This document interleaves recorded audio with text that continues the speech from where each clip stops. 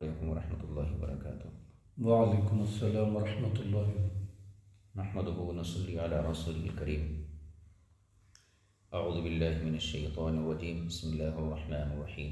یا ایہا الذین آمنوا لا تسألوا عن اشیاء ان تبد لکم تسؤکم وان تسألوا عنها حین ينزل القرآن تبد لکم عفى اللہ عنها واللہ غفور حلیم۔ قد سألها قوم من قبلکم ثم اصبحوا بها کافرین۔ صدق اللہ العظیم۔ یہ مسئلہ نمبر 105 ہے۔ اس کا جو عنوان مقرر کیا ہے، مطلق کو مقید پر محمول کرنا باطل ہے، یہ احناف کا موقف ہے۔ اسی آیت کریمہ سے صاحب کتاب نے اس عنوان کو اخذ کیا ہے۔ پہلے ہم اس کا ترجمہ دیکھ لیتے ہیں۔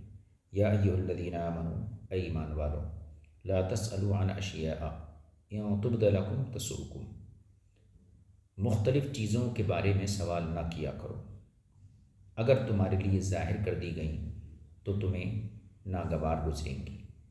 وَإِن تَسْأَلُوا عَنْهَا حِينَ يُنَزَّلُ الْقُرْآنُ تُبْدَ لَكُمْ، اور اگر تم ان کے بارے میں اس دوران سوال کرتے جب قرآن اتارا جا رہا تھا تو تم پر ظاہر کر دی جاتی۔ عفى اللہ عنہا، اللہ تعالیٰ نے ان سے معاف کر دیا ہے۔ واللہ غفور حلیم، اور اللہ تعالیٰ بخشنے والا، حلم والا یعنی برداشت والا ہے۔ قد سألها قوم من قبلکم ثم اصبحوا بها کافرین، ایک قوم نے بھی تم سے پہلے ان کے بارے میں سوال کیا تھا، ثم اصبحوا بها کافرین، پھر وہ ان کے انکار کرنے والے ہو گئے۔ یہ تھا اس کا تفسیری معنی۔ یہ دو آیتیں صاحب کتاب یہاں ذکر کیے۔ ان آیات کے شان نزول میں دو وجوہات ذکر کی گئی ہیں، دو باتیں ان کے شان نزول کے حوالے سے ذکر کی گئی ہیں۔ پہلی تو یہ، جب اللہ تعالیٰ نے وَلِلَّهِ عَلَى النَّاسِ حِجُّ الْبَيْتِ مَنِ اسْتَطَاعَ إِلَيْهِ سَبِيلًا، یہ آیت کریمہ نازل فرمائی تو جناب سراقہ بن مالک رضی اللہ تعالیٰ عنہ نے پوچھا، افی کل عام، کیا ہر سال کا حج فرض ہے؟ حضور سرور کائنات صلی اللہ علیہ وسلم نے اعراض فرمایا، اب خاموش رہے، حتیٰ کہ انہوں نے تیسری مرتبہ یہی سوال دہرایا۔ اس پر آپ نے فرمایا نہیں، وَلَوْ قُلْتُ نَعَمْ لَوَجَبَتْ عَلَيْكُمْ، اور اگر میں کہہ دیتا ہاں ہر سال حج فرض ہے تو لازماً ہر سال کا حج فرض ہو جاتا، اور اگر ہر سال کا حج فرض ہو جاتا تو تمہیں اس کی ہمت نہیں پڑتی، یعنی تم ہر سال حج نہیں کر پاتے، اور اگر تم اسے چھوڑ دیتے تو کفر کرتے، لہذا تم مجھے اپنے حال پر رہنے دو جیسا کہ میں نے تمہیں تمہارے حال پر چھوڑا ہے۔ یہ ایک واقعہ ذکر کیا جاتا ہے اس آیت کے شان نزول کے سلسلے میں، اس پر یہ آیت کریمہ نازل ہوئی۔ دوسری وجہ یہ ہے کہ حضور سرور کائنات صلی اللہ علیہ وسلم ایک دن رنجیدہ حالت میں خطاب فرما رہے تھے، کیونکہ لوگوں نے آپ سے ادھر ادھر کے بہت سے سوالات کیے تھے جن کی کوئی ضرورت نہیں تھی، اور عموماً ایسا ہوتا ہے جب کوئی آپ سے ایسا سوال کرے جو بے فائدہ بے ضرورت ہو اور صرف اس میں دماغی الجھن ہو تو ظاہر سی بات ہے انسان کبیرہ خاطر ہوتا ہے، لیکن سوال کرنے والا اسے اس بات سے غرض نہیں ہوتی ہے کہ میں جو سوال کر رہا ہوں اس کا کچھ مقصد ہے یا نہیں ہے، لیکن جواب دینے والے کا مزاج چونکہ وہ بہت حساس مزاج کا مالک ہوتا ہے، اس لیے وہ ایسے سوالوں سے اپنے اندر ایک قسم کی گھٹن محسوس کرتا ہے۔ تو لوگ آپ سے، حضور اکرم صلی اللہ علیہ وسلم سے ادھر ادھر کے بے مقصد سوالات کیے چلے جا رہے تھے، جس سے آپ کو آپ کے دل پر ایک قسم کی ایک قسم کا بوجھ اور ثقل آپ کو محسوس ہوا، اور اس پر آپ نے فرمایا مجھ سے جو سوال کیا جائے گا میں اس کا جواب دوں گا۔ اس پر ایک شخص نے پوچھا میں کہاں ہوں گا، یعنی میرا ٹھکانہ کیا ہے؟ تو آپ نے فرمایا جہنم کی آگ میں۔ دوسرے نے پوچھا میرا باپ کون ہے؟ آپ نے فرمایا حذیفہ۔ یہ سائل کسی اور کا بیٹا سمجھا جاتا تھا، یہ دراصل ایک مشہور حدیث کا یہاں ترجمہ ہے۔ اس پر یہ آیت کریمہ نازل ہوئی، قول باری تعالیٰ ان تبد لکم تسؤکم، یہ اس کی اعراب کی کیفیت بیان کر رہے ہیں۔ یَا تُبْدَ لَكُمْ تَسُؤْكُمْ اپنے معطوف یعنی وَيَا تَسْأَلُوا سمیت اشیاء کی صفت بنتا ہے، اور یہ دونوں دو مقدمات کی طرح ہیں جن کا نتیجہ منع سوال نکلتا ہے، یعنی سوال سے روکنا، منع کرنا۔ معنی یہ ہوگا کہ اشیاء کے متعلق سوال نہ کرو۔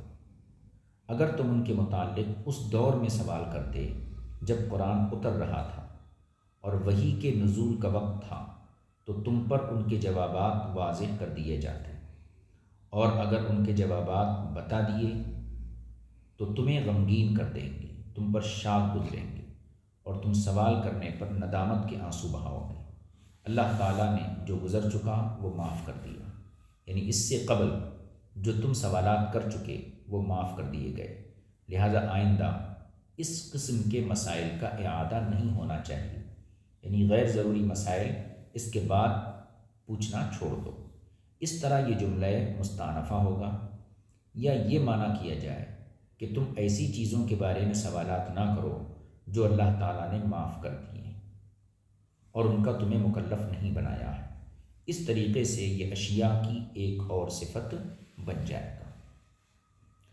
یہ ملا جیون علیہ رحمہ کی گفتگو تھی۔ اب یہاں سے ایک فائدہ میں عرض کر دیتا ہوں۔ فائدہ یہ ہے کہ ہمارے علماء نے ایک اصول بیان کیا ہے، اور وہ اصول اسی آیت سے اخذ کیا گیا ہے کہ جس چیز کا اللہ حکم دے، اللہ کے رسول حکم دیں وہ کرو، جس سے منع کریں اس سے رک جائے، اور جس چیز کے بارے میں خاموشی اختیار کی گئی ہے اس میں بحث اور کرید نہیں کرنا چاہیے، وہ چیزیں معاف ہوتی ہیں۔ اور یہ ضابطہ ایک حدیث پاک کے اندر اور وضاحت کے ساتھ موجود ہے۔ ما احل اللہ فہو حلال وما حرم فہو حرام وما سکت عنہ فہو معفو عنہ۔ جو حرام ہے اس کو اللہ بیان کر دیا، جو ضروری ہے اس کو اللہ بیان کر دیا، اور جس چیز سے خاموشی اختیار کی گئی ہے وہ تمہارے لیے معاف ہے۔ تو اس سے کیا ایک قانون نکلا کہ جو چیز اللہ فرض کر دیا وہ فرض، جو حرام کر دیا وہ حرام، اور جن چیزوں کے بارے میں شریعت نے خاموشی اختیار کی ہے وہ معاف ہوتی ہیں، اور ان کے ناجائز ہونے کی کوئی دلیل نہیں ہوتی۔ آگے دیکھیے، قد سألها قوم من قبلکم ثم اصبحوا بها کافرین۔ یہ مسئلہ تم سے پہلے بھی ایک قوم دریافت کر چکی ہے، پھر وہ قوم اس کے سبب کافر ہو گئی، یعنی جو انہوں نے دریافت کیا جواب ملنے پر اس کے مطابق عمل نہیں کیا، اور یہ بے عملی انکار کے ساتھ تھی، یعنی اگر صرف بے عملی ہو تو گناہ ہوتی ہے، اور بے عملی کے ساتھ انکار بھی شامل ہو جائے تو یہ کفر ہو جاتا ہے، اور یہ بے عملی انکار کے ساتھ تھی۔ ہوا یوں تھا کہ بنی اسرائیل کے کچھ لوگوں نے اپنے اپنے پیغمبروں سے مختلف چیزوں کے بارے میں سوالات کیے۔ اس معنی کے پیش نظر سألہا کی ضمیر مؤنث کا مرجع مسئلہ ہوگا، اشیاء نہیں۔ اگر اشیاء ہوتا تو عن سے متعدی ہوتا، یا یہ بھی ہو سکتا ہے کہ اس کا مرجع اشیاء ہی ہو، لیکن اس صورت میں عن جارہ یہ محذوف ہوگا۔ علامہ بیضاوی علیہ الرحمہ نے ایسا ہی ذکر کیا ہے، اور حسینی نے ان کی اتباع میں یہ لکھا، اور صاحب کشاف بھی اسی طرف مائل ہوئے، لیکن صاحب کشاف نے شان نزول میں صرف پہلی وجہ پر اکتفا کیا ہے، یعنی حج کے بارے میں جو سراقہ بن مالک نے مسئلہ پوچھا اس کو بیان کیا ہے، دوسرے والے واقعے کا تذکرہ نہیں کیا ہے۔ اسی طرح صاحب مدارک نے بھی لکھا ہے، لیکن انہوں نے پہلی کی جگہ دوسری وجہ نزول پر اکتفا کیا ہے، یعنی صاحب مدارک نے پہلا واقعہ نہیں لکھا شان نزول میں، دوسرا والا واقعہ لکھا ہے۔ امام زاہد رحمۃ اللہ علیہ نے دونوں وجہ نزول تفصیل سے ذکر کی ہیں۔ پہلا والا واقعہ بھی کہ سراقہ بن مالک نے پوچھا تھا افی کل عام کہ ہر سال حج فرض ہے، اور دوسرا واقعہ جس میں ایک منافق نے حضور سے پوچھا تھا اِن مدخلی میرا ٹھکانہ کہاں ہے، اور حضرت عبداللہ نے پوچھا تھا من ابی میرا باپ کون ہے۔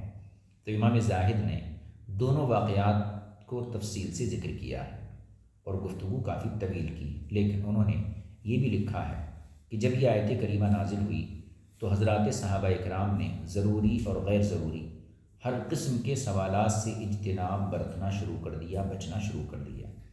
پھر اللہ تعالیٰ نے انہیں ضروری سوال کرنے کی اجازت دے دی۔ ارشاد فرمایا وَإِن تَسْأَلُوا عَنْهَا حِينَ يُنَزَّلُ الْقُرْآنُ، اور لکھا کہ عفا اللہ عنہا میں ضمیر مجرور کا مرجع وہ فرضی سوالات بنتے ہیں جو پہلے گزر چکے تھے۔ ھذا ما فی، اس آیت کی تفسیر میں یہ تھا۔ آگے فرماتے ہیں سوالات کرنا منع ہے اسلام۔ آیت کریمہ کے ذکر کرنے سے مقصود یہ ہے کہ امام فخر الاسلام بزدوی علیہ الرحمہ اور صاحب توضیح ان حضرات نے اس آیت مبارکہ سے اس بات پر استدلال کیا ہے کہ مطلق کو مقید پر محمول کرنا باطل ہے۔ اگر ایک حکم کسی مقام پر مطلق آیا، دوسرا حکم کسی دوسرے مسئلے میں مقید آیا، تو مطلق کو مقید پر محمول نہیں کیا جائے گا۔ اس کی تقریر یوں ہے کہ جب مطلق کو تقید کے بارے میں، جب مطلق کی تقید کے بارے میں سوال ہوتا ہے تو یہ سوال برائی، تنگی اور ندامت کا سبب بنتا ہے، جیسا کہ آیت کریمہ کے شان نزول میں مطلق کو مقید پر محمول کرنے پر تسوءکم فرمایا۔ لہذا جب سوال کرنے سے یہ خرابی آتی ہے تو جب مطلق کو مقید کر دیا جائے تو اس میں مذکورہ خرابی بدرجہ اولا ثابت ہوگی۔ صاحب تلویح نے مذکورہ تقریر کے بعد لکھا ہے کہ بعض دفعہ وجہ استدلال میں یوں بھی کہا جا سکتا ہے کہ مطلق میں وصف کے متعلق سکوت ہوتا ہے، جیسے غلام آزاد کرو، تو کیسا غلام آزاد کرو اس کے بارے میں خاموشی ہوتی ہے، اور جس چیز سے سکوت اختیار کیا گیا ہو اس کی بابت یعنی اس کے متعلق سوال کرنا اس آیت کریمہ کی روح سے ممنوع ہے۔ لیکن اس طریقے استدلال کا ذوف مخفی نہیں، اس استدلال کے طریقے میں کمزوری ہے، بلکہ اس آیت کریمہ سے مذکورہ مطلب یعنی مطلب کو مقید پر محمول کرنا باطل ہے، اس مطلب پر استدلال ہے یہ ضعیف ہی ہے، خواہ طریقہ استدلال کوئی بھی ہو۔ یہ ملا جیون علیہ الرحمہ کا اپنا خیال ہے۔ تفصیل اس مقام کی یہ ہے، جب مطلق اور مقید کلام میں واقع ہوں، ایک جگہ جملہ مطلق ہو، ایک جگہ مقید ہو اور منفی ہو، جیسا کہ غلام آزاد نہ کیا جائے اور کافر غلام آزاد نہ کیا جائے، تو بالاتفاق ایسی صورت میں مطلق کو مقید پر محمول نہیں کیا جائے گا۔ یعنی جب مطلق اور مقید دونوں کلام میں واقع ہوں اور کلام منفی ہو تو ایسی صورت میں مطلق کو مقید پر بالاتفاق محمول نہیں کیا جائے گا، اس میں کوئی اختلاف نہیں، لہذا غلام آزاد نہیں کیا جائے گا۔ اور اگر مثبت ہو یعنی مطلق مقید کلام مثبت کے اندر جمع ہو تو دیکھیں گے کہ حکم مختلف ہیں، اگر ہے تو بھی مطلق کو مقید پر محمول نہیں کریں گے، یعنی مطلق اور مقید دونوں ایک ہی جملے میں ایک ہی جگہ ہیں اور وہ کلام مثبت ہے، تو یہ دیکھا جائے گا کہ دونوں جگہ حکم الگ الگ ہے یا ایک ہی حکم ہے۔ اگر حکم مختلف ہے تو پھر مطلق کو مقید پر محمول نہیں کریں گے، مگر اس وقت جب ان دونوں میں کسی ایک سے غیر مذکور حکم کا التزام ہوتا ہو، اب دوسرے کی تقید لازم ہو جائے گی، جیسا کہ ایک شخص دوسرے کو کہتا ہے اعتق رقبۃ ولا تملکنی رقبۃ کافرۃ، ایک شخص نے کہا کہ تو ایک غلام آزاد کر دے اور مجھے کسی کافر غلام کا مالک مت بنانا۔ ٹھیک ہے، تو یہاں پر مطلق کو مقید پر محمول کیا جائے گا، کیونکہ یہاں پر ایک حکم سے دوسرے حکم کا استلزام آتا ہے، اور اگر حکم متحد ہوں دونوں جگہ، کلام بھی مثبت ہو، تو دیکھیں گے حادثہ اور واقعہ مختلف ہے۔ اگر ایسا ہے کہ واقعہ اور حادثہ مختلف ہے، جیسے کہ قسم کا کفارہ، زہار کا کفارہ اور قتل کا کفارہ، 3 الگ الگ کفارے ہیں، یعنی 3 مختلف واقعات ہیں، 3 مختلف حادثے ہیں، اور تینوں جگہ حکم ہے غلام آزاد کرنے کا، لیکن کہیں پہ غلام مطلق آیا ہے کہ مطلق غلام کو آزاد کرو، اور کہیں آیا ہے مقید یعنی مومن غلام کو آزاد کرو۔ تو ہم احناف کے نزدیک مطلق کو مقید پر محمول نہیں کیا جائے گا، جبکہ مطلق اور مقید کلام میں واقع ہوں، کلام مثبت ہو اور واقعات متعدد ہوں، تو ایسی صورت میں مطلق کو مقید پر محمول نہیں کیا جائے گا ہمارے یہاں۔ اور امام شافعی کے نزدیک اس صورت میں بھی مطلق کو مقید پر محمول کیا جائے گا۔ ان کے بعض علماء نے کہا ہے کہ ان کے شوافی کے اگر قیاس تقاضا کرے تو محمول کریں گے، ورنہ نہیں کریں گے۔ یہ 3 صورتیں ہو گئیں۔ چوتھی صورت، اور اگر واقعہ اور حادثہ ایک ہو اور دونوں یعنی مطلق اور مقید سبب پر داخل ہوں، جیسا کہ صدقہ فطر میں ہے، تو ہمارے نزدیک مطلق کو مقید پر محمول نہیں کیا جائے گا۔ امام شافعی رضی اللہ تعالیٰ عنہ کا اس میں بھی اختلاف ہے۔ اور اگر دونوں حکم پر داخل ہوں، جیسا کہ قول باری تعالیٰ فصیام 3 ایام متتابعات، اس صورت میں مطلق کو بالاتفاق مقید پر محمول کیا جائے گا۔